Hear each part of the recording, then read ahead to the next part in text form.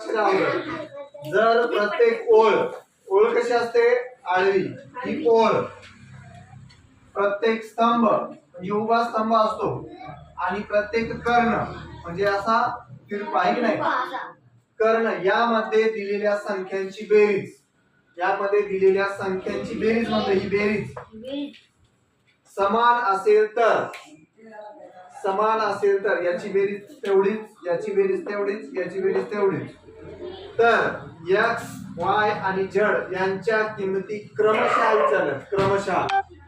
x y z कसे क्रमशः x y z यांच्या किमती सुद्धा कशा करायच्या क्रमशः काढायच्या बघा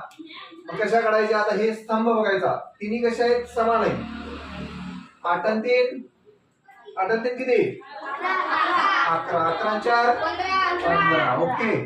आता इथं आलं 15 आता याची सुद्धा बेरीज किती आली पाहिजे 15 आली पाहिजे 9 आणि 1 10 10 मध्ये किती मिळवले हो 15 होतात म्हणजे इथं किती होणार इथं किती येणार 5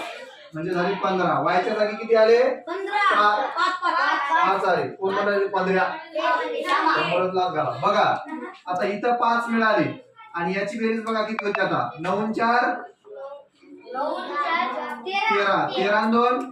15 मला याची सुद्धा बेरीज किती आली पाहिजे 15 सांगा बरं आता 3 आणि 5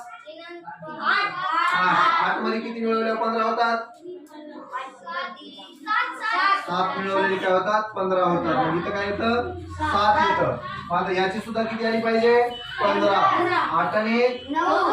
9 मध्ये किती मिळवल्या 15 येतात 6 मिळवले काय होतात 15 येतात मग आता आपल्याला किमती सापडल्या ओके बघा 6 त्याच्यानंतर x ची किंमत आली 6 y ची किंमत आली 5 आणि z ची किंमत आली 7 आता x किती 6 y किती